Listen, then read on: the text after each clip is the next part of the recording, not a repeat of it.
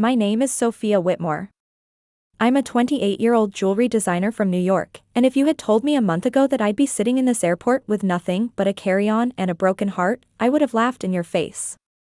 But here I am, staring at my boarding pass with numb fingers, trying not to think about how my entire life shattered in the span of a single phone call.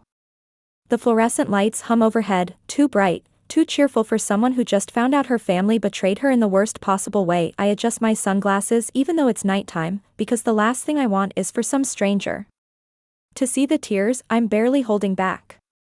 My engagement ring should be on my finger right now, a stunning emerald-cut diamond that took my fiancé Daniel 2 years to save for. $1.2 million worth of love and promises, now gone. Not lost. Not stolen by some stranger. Sold. By my own parents.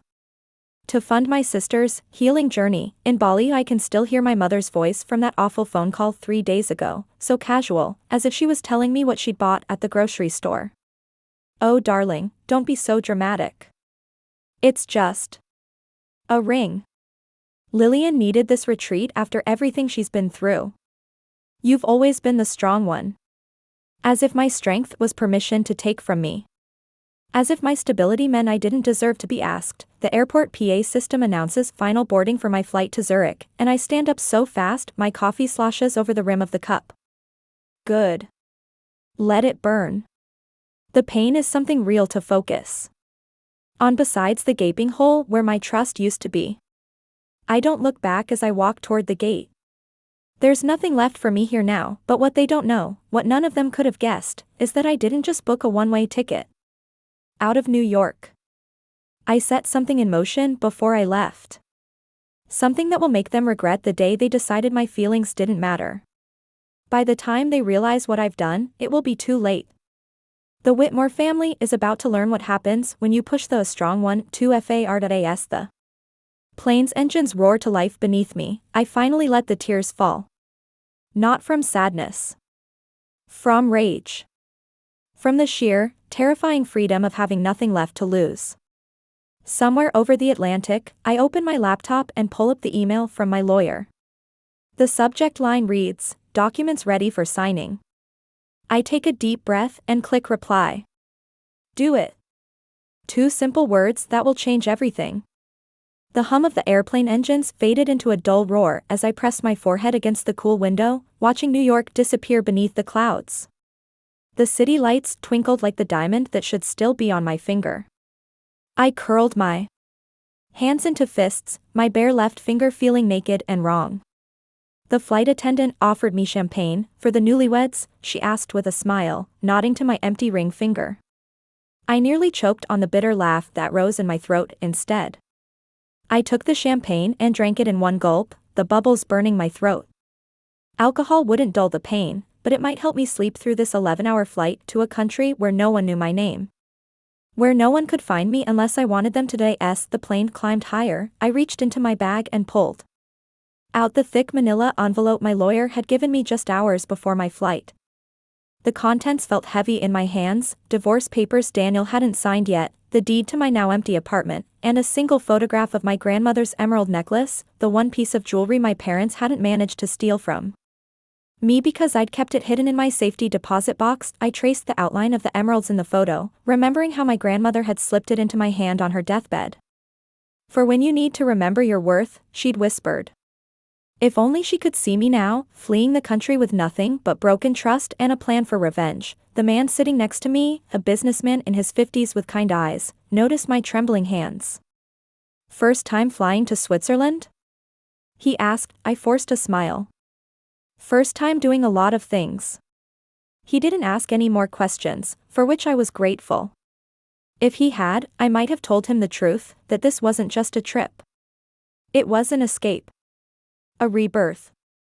And by the time my family realized what I'd done, it would be too late for them to undo the damage. As the plane sailed through the night, I closed my eyes and let myself remember the exact moment my world had shattered. Flashback, 2 weeks earlier. The smell of my mother's perfume, that cloying floral scent she'd worn since I was a child, hit me the second I walked through their front door.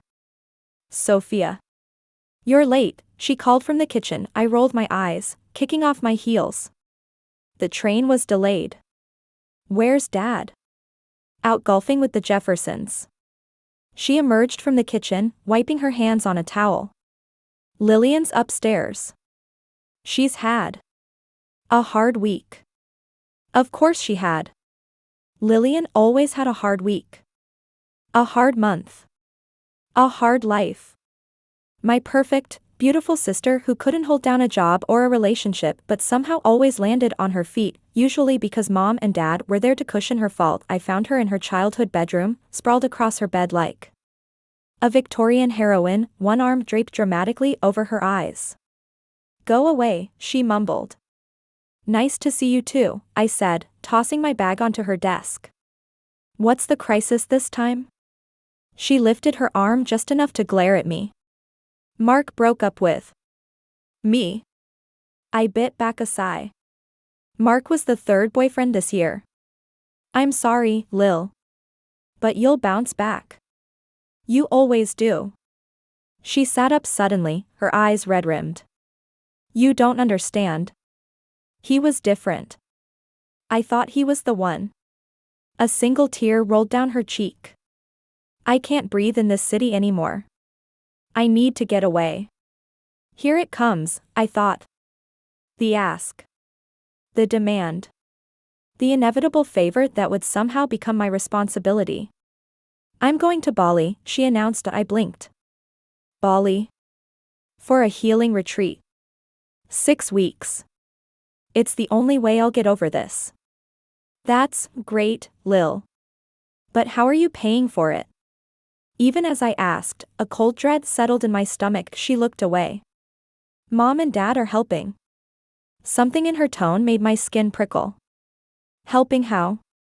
The silence stretched too long. Then, we had to sell something, she whispered. The blood drained from my face. My engagement ring. The one I'd left in their safe because I was renovating my apartment and didn't want it to get stolen. The ring Daniel had spent years saving for. I don't remember running downstairs. Don't remember screaming at my mother. The next thing I knew, I was standing in front of the empty safe, my hands shaking so badly I could barely dial Daniel's number. When he answered, all I could say was, they sold it. The silence on the other end of the line was worse than any shouting. Then, quietly, I'll call my lawyer. Present day. The plane hit a patch of turbulence, jolting me back to the present. My champagne glass had toppled over, the last drops staining the businessman's sleeve. Sorry, I muttered, mopping at it with a napkin. He waved me off. Rough day. You have no idea. Outside the window, the first hints of dawn painted the sky in streaks of pink and gold. Somewhere below us was the Atlantic Ocean, vast and uncaring. Like my family, I reached into my bag again, this time pulling out a small black notebook. Inside were pages of careful calculations, phone numbers, and a list with one title at the top, what they owe me. Item number 1.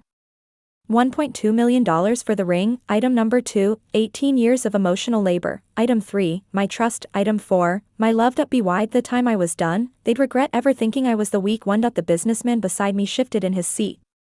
You know, he said quietly, whatever you're running from, it can't follow you forever.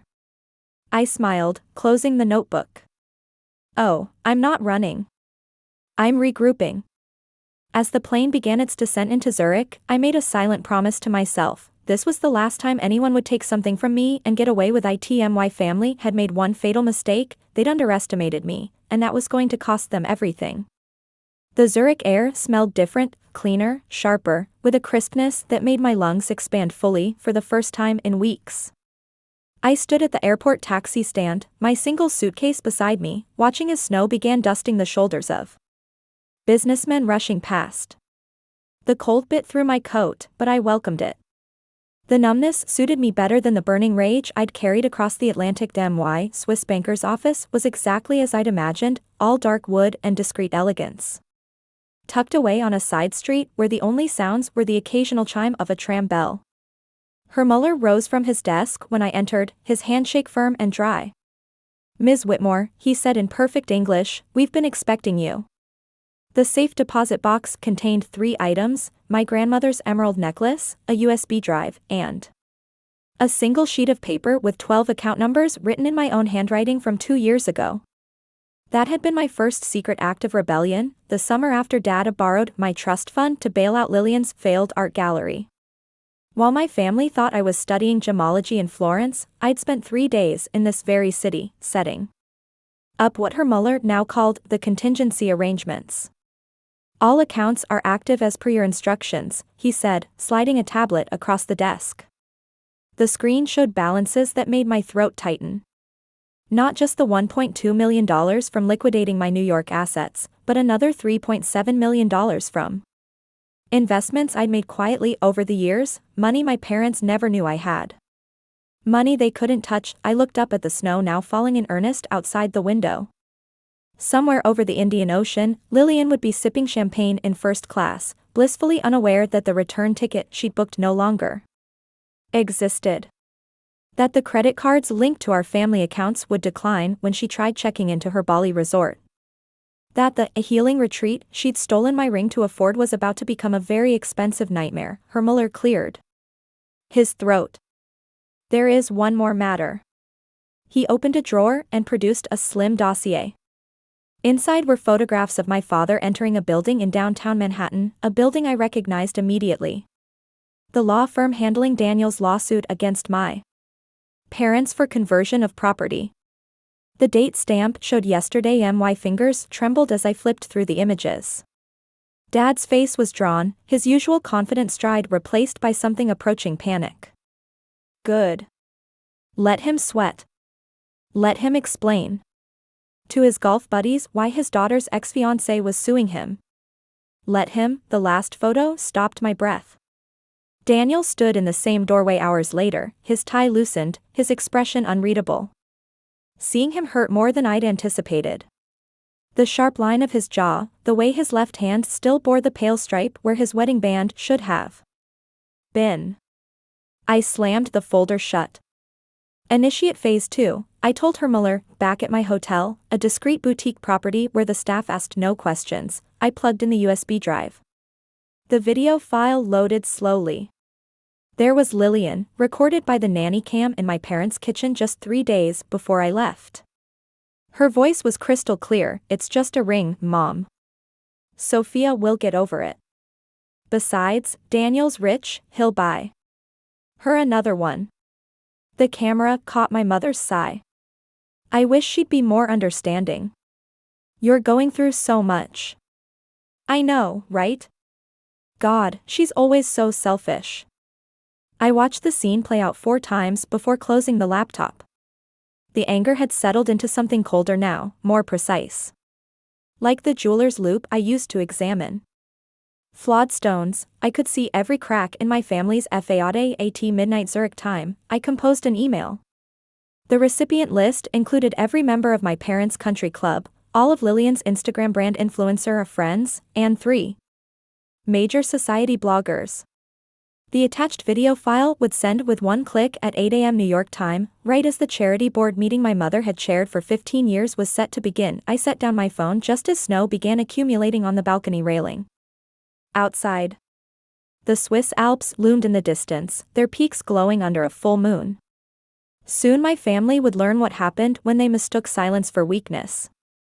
Soon the world would see the Whitmores for what they really were, but not yet. Let them enjoy one more night of ignorant peace. Tomorrow, the avalanche would begin. The morning light in Zurich was deceptive, bright and clear, like polished crystal, belying the winter chill that crept through the balcony doors I'd left slightly ajar all night. I woke with my laptop still open on the bed, the email drafted but unsent, my finger hovering over the key that would detonate my carefully constructed bomb. The digital clock on the nightstand blinked 7:55 a.m. 5 minutes until the charity board meeting began. 5 minutes until my mother would sit down at the head of that mahogany table, her perfect French twist gleaming under the chandelier light. Completely unaware that her carefully cultivated reputation was about to implode, I closed the laptop without sending it. Not yet. There was something more satisfying about watching the dominoes fall in person, even if just through a screen. I ordered room service, strong coffee, and buttery croissants that tasted like absolution, and opened my encrypted video call app.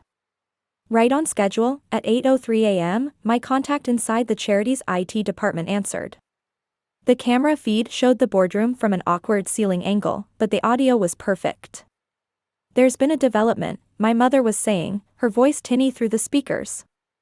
I could see her perfectly manicured hands shuffling papers. "Regarding the situation with my daughter." The board members exchanged glances.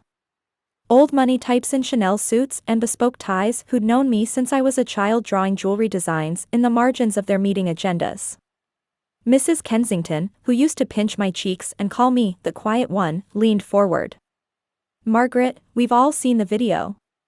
It's troubling." My mother's neck flushed that telltale scarlet. "It's been taken out of context." "Which part?" Mr. Harrington interrupted. "The theft? The insults? Or the fact that your entire family seems to think it's acceptable to steal $1 million heirloom?" His jowls trembled with uncharacteristic anger. Daniel's father, I realized with a start. Of course he'd be here. The feed cut out momentarily as someone adjusted the camera. When it returned, my mother was standing, her chair scraping back. "This is a private family matter, not anymore." Mrs. Kensington slid a tablet across the table. "It's gone viral, darling. TMZ picked it up an hour ago." I nearly choked on my coffee. I hadn't sent the video. Which meant Daniel. It had to be. A quick search confirmed it. #Bali breakdown was trending, along with a screenshot of Lillian's tear-streaked face at Denpasar airport where, according to the caption, she'd been denied entry to her luxury resort after her credit cards were declined. The comments were brutal: "Karma's a bitch, sweetie," and "Imagine stealing your sister's ring for a vacation, then getting stranded." #rich people problems. My phone buzzed with a Zurich area code. Herr Muller. "Ms. Whitmore, you should turn on CNBC." The financial news channel showed my father's company logo next to a plunging stock graph. "Whitmore Capital shares have dropped 17% in pre-market trading," the anchor said, following allegations of financial misconduct by CEO Richard Whitmore in connection with his daughter's disputed engagement ring. I muted the TV just as my hotel phone rang. The concierge's polite voice: "A gentleman is insisting he must see you." "A Mr. Daniel Archer?" The croissant turned to ash in my mouth. He couldn't be here. Not now. Not when I wasn't ready. But there was no mistaking the voice in the background arguing in heated German. That particular cadence, frustrated, stubborn, achingly familiar, had haunted my dreams for weeks. "Tell him," my voice cracked. I tried again. "Tell him I'll meet him in the lobby in 10 minutes. I dressed mechanically: black turtleneck, tailored slacks, the emerald necklace gleaming against my collarbones like armor. The elevator ride down felt like descending into a dream. And then the doors opened, and there he was. Daniel looked like he hadn't slept in days. His usual clean-shaven jaw was shadowed, his overcoat wrinkled from travel. But his eyes, those damnable, beautiful eyes, were exactly as I remembered. The moment he saw me, his entire body stilled. Sophia. Just my name, but it carried the weight of every unsaid thing between us. "You shouldn't be here." My voice sounded foreign to my own ears. That he stepped closer, close enough that I caught his scent: bergamot and snow, and something uniquely Daniel. "I know about the Swiss accounts," he said quietly. "About the lawsuit you filed against your parents last week. About the private investigator following Lillian in Bali." Ice flooded my veins. "How?" "Because I did the same thing." His smile was grim. "After they sold the ring, I hired forensic accountants. Your father's been embezzling from his own company for years, Sophia. Small amounts, cleverly hidden. Until he needed quick cash. For Lillian's last emergency." The lobby seemed to tilt. All this time, I'd thought my revenge was my own.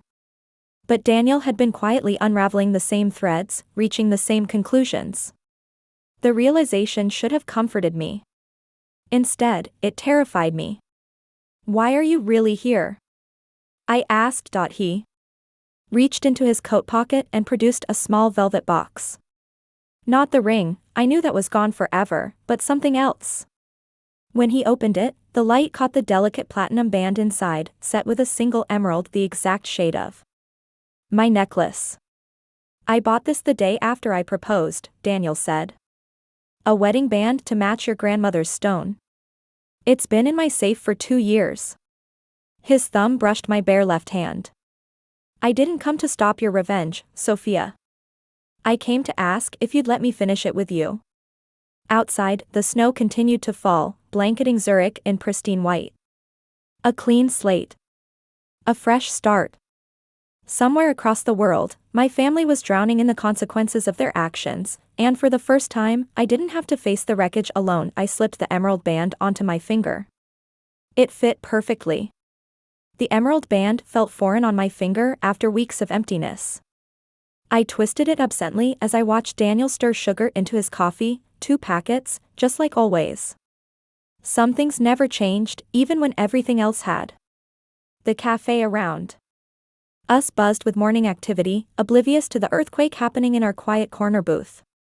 "You're quiet," Daniel said, setting down his spoon with a soft clink. The Swiss sunlight caught the silver at his temples, new since I'd last seen him. Stress lines I didn't remember bracketed his mouth. We'd both aged years and weeks. I wrapped my hands around my teacup, letting the heat seep into my skin. "I planned this for months," I admitted. "Every detail. Every contingency. I never factored in." My thumb brushed his wedding band where it rested on the table between us. "You never factored in me still loving you." It wasn't a question. Daniel had always seen through me like glass. The confession hung between us, fragile as the sugar crystals dissolving in his coffee. Outside, a tram bell rang, sharp and clear. I made myself meet his gaze. "The SEC froze my father's assets this morning." Daniel didn't blink. "I know. Lillian's been detained in Bali for unpaid hotel bills." I saw. "And mother, just resigned from the charity board in disgrace." He finished my sentence like we'd never been apart. Good. The word should have shocked me. The Daniel I'd known was all polished manners and diplomatic smiles. This new hardness in his voice sent an unexpected thrill through me. He slid a manila envelope across the table. "You'll want to see this." The documents inside were damning, bank transfers from my father's company to offshore accounts, all coinciding with Lillian's various emergencies. The last one, dated the week they sold my ring, was for $1.3 million. More than the ring's value. My stomach twisted. "He didn't just sell it," I whispered. "He used it as collateral for a loan." Daniel's hand covered mine, warm and steady. "We have enough to bury him." "We." The word echoed in my chest. I'd been so prepared to do this alone, to become the icy, calculating avenger my family had created. But Daniel was offering something else. Partnership. Not to stop my revenge, but to make it complete. I turned my hand palm up beneath his, our fingers intertwining. "Tell me what you have in mind." His smile was all sharp edges. "First, we call Lillian." The phone rang 7 times before she answered, her voice ragged with tears. "Sophia?" "Oh my God, do you have any idea what's happening?" "Put me on speaker," I interrupted. "I know mother and father are there with you." A pause, then the muffled sound of movement. When my father spoke, his voice was hoarse with strain. "Sophia, whatever you think, I have copies of every wire transfer," I said calmly. "Every falsified document. The SEC already has them. The press gets them tomorrow unless 3 things happen." My mother's gasp crackled through the line. "You wouldn't." 1, I continued, "you publicly admit what you did with my ring. Every detail. 2, you repay Daniel the full $1.2 million by end of day. And 3. I took a deep breath, feeling Daniel's fingers tighten around mine. You sign over grandmother's estate to me. All of it. Silence. Then Lillian's shriek, that's our inheritance. Not anymore. Daniel's voice cut through like steel. The notary will be at your hotel in 1 hour. Refuse, and the next call you get will be from federal investigators. I could practically hear my father calculating, the way he always did during business negotiations. But this time, he had no leverage. No escape. His defeated sigh was the sweetest sound I'd ever heard. We'll sign. The call ended with a click. I expected to feel triumphant. Vindicated. Instead, I just felt tired. Daniel's thumb brushed my cheek, coming away wet. I hadn't realized I was crying. Hey. He tilted my chin up. Look at me. His eyes searched mine. This isn't the end, you know. It's the beginning. Outside, the snow had stopped. The first week winter sunlight glinted off the Limmat River, turning the water to liquid gold. Somewhere across the world, my family was crumbling. But here, in this quiet cafe with Daniel's hand in mine and an emerald gleaming on my finger, I realized something terrifying and wonderful. I was free, and for the first time in my life, I had absolutely no idea what came next. The notary's confirmation email arrived just as the first snowflakes of evening began dusting Zurich's rooftops. I stared at the scanned documents on my laptop screen, my parents' signatures shaky but legible, Lillian's a dramatic slash of ink that nearly tore through the paper. Grandmother's estate, the one they'd fought me for tooth and nail when she passed, now belonged to me entirely. The vineyards in Napa. The Park Avenue apartment. The safety deposit box with the rest of her jewelry collection. All mine. Daniel pressed a glass of whiskey into my hand, his fingers lingering against mine. To justice, he murmured, clinking his glass against mine. The amber liquid burned going down, but the warmth spreading through my chest wasn't from the alcohol. It was the look in his eyes, that fierce pride I'd only ever seen directed at me. I set down my glass with a shaky laugh. I should feel happier. Or angrier. Or something. My fingers drifted to the emerald band. Instead, I just feel empty. Daniel finished for me. He knew me too well. When I nodded, he drew me against his chest, his heartbeat steady under my ear. That's normal. Revenge isn't a meal, Sophia. It's just the appetizer. I tilted my head back to study his face, the new lines around his eyes, the stubborn set of his jaw. What's the main course, then? His smile was slow and dangerous. Living well. The next morning, we boarded a train. To Paris. Not because we needed to run anymore, but simply because we could. As the Swiss countryside blurred past the windows, Daniel handed me a small black box. Inside nestled a pair of diamond earrings, elegant teardrops that caught the light with every movement. To replace the ones your mother borrowed last year, he said, fastening them gently to my ears. His breath was warm against my neck, sending shivers down my spine. I touched one earring, marveling at its weight. You remembered. I remember everything. His voice dropped. The way you bite your lip when you're designing. How you always steal the last bite of my dessert. The exact shade of your eyes when you're angry. His thumb traced my cheekbone. Especially that. The train plunged into a tunnel, plunging us into momentary darkness.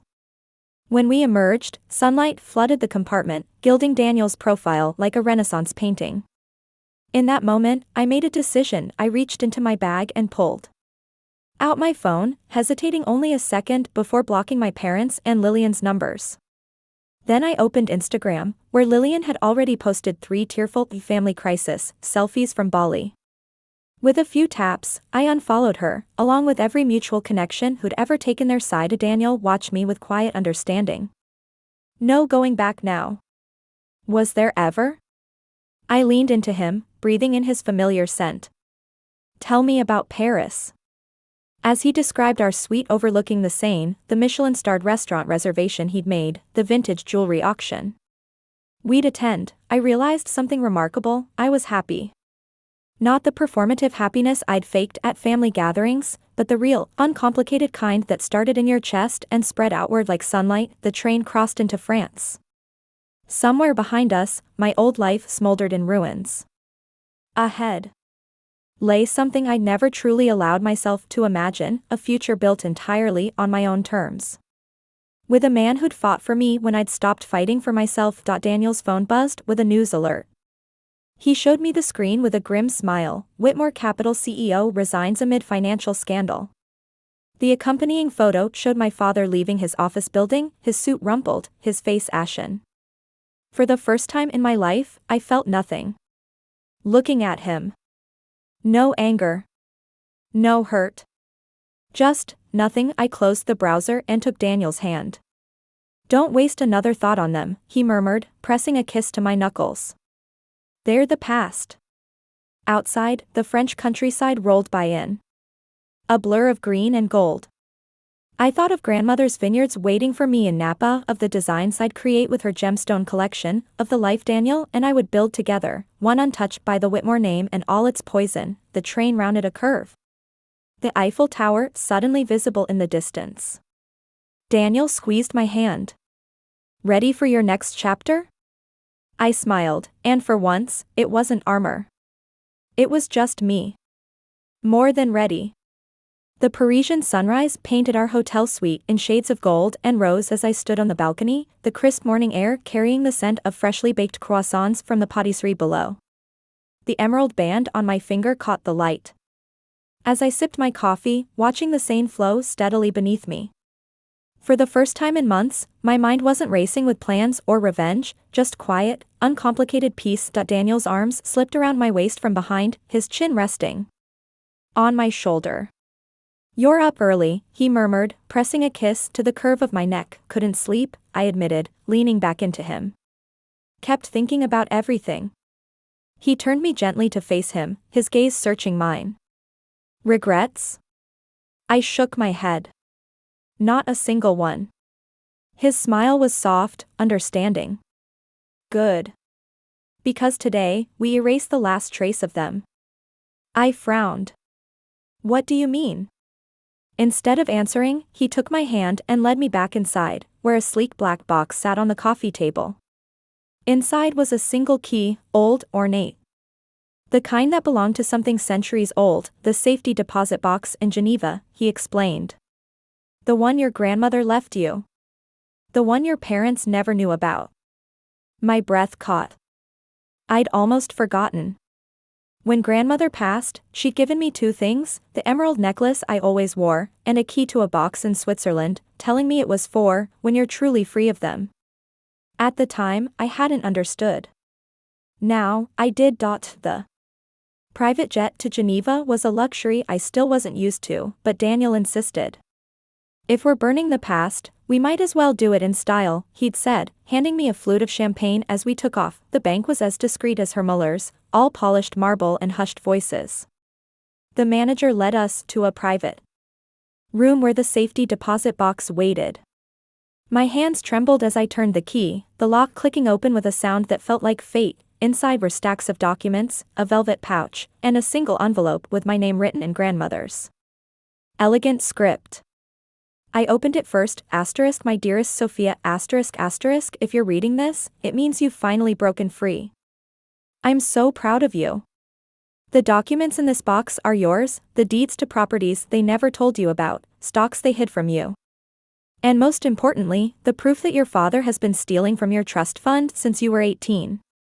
Use it as you see fit, **. As for the pouch, well, consider it a reminder that the best revenge is living beautifully, *. I appended the velvet pouch into my palm, and a cascade of unmounted gemstones spilled out, rubies, sapphires, diamonds, each one flawless.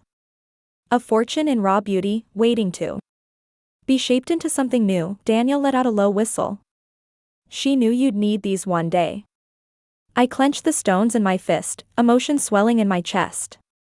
She had known that one day, I'd want to create something untouched by my family's poisoned that night, in our suite overlooking Lake Geneva, I spread the documents across the bed.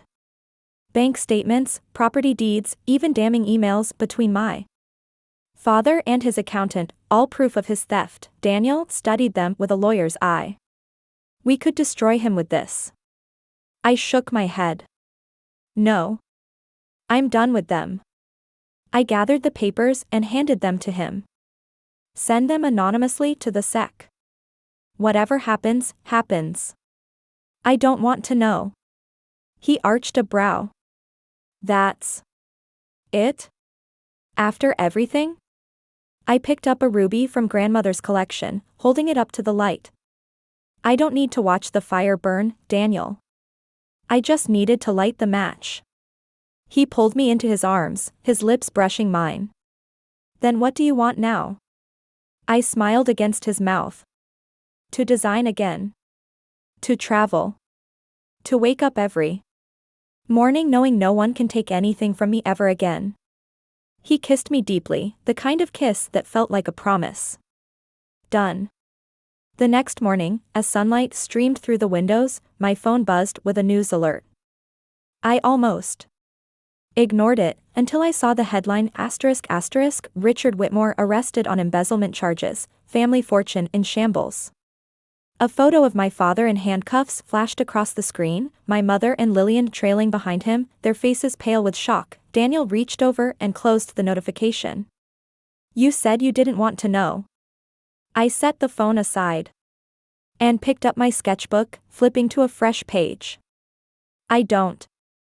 And for the first time in my life, I meant it. The past was ashes, the future, it was ours.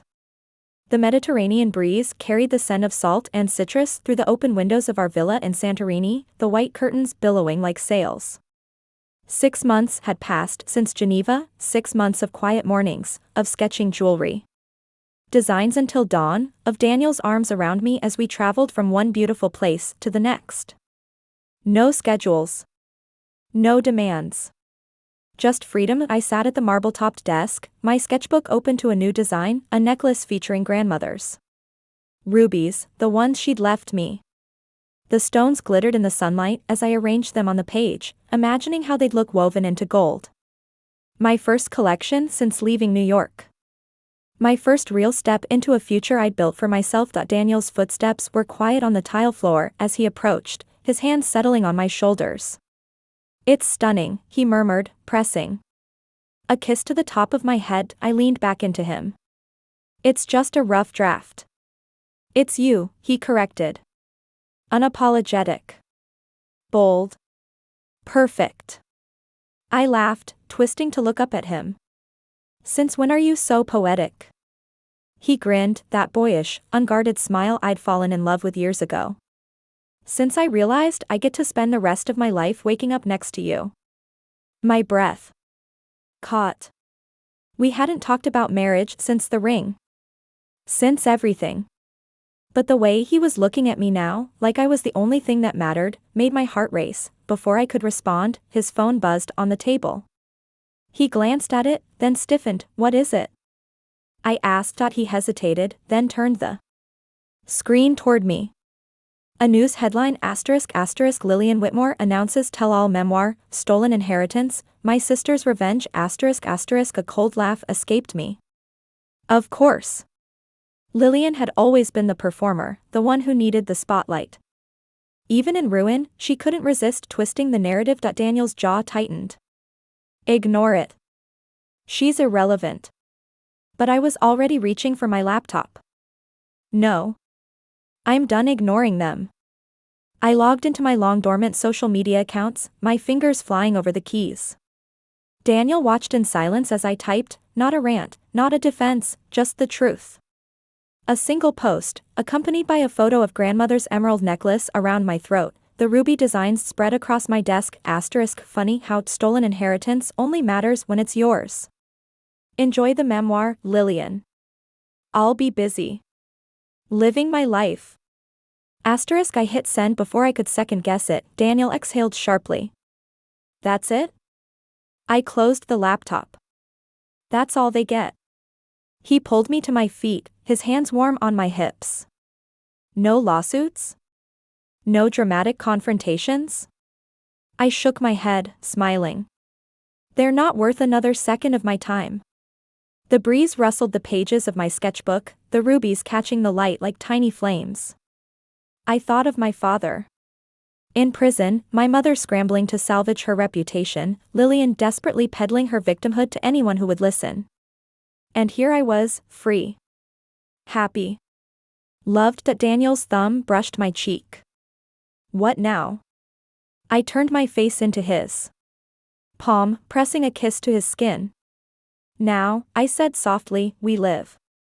And for the first time in my life, that was enough.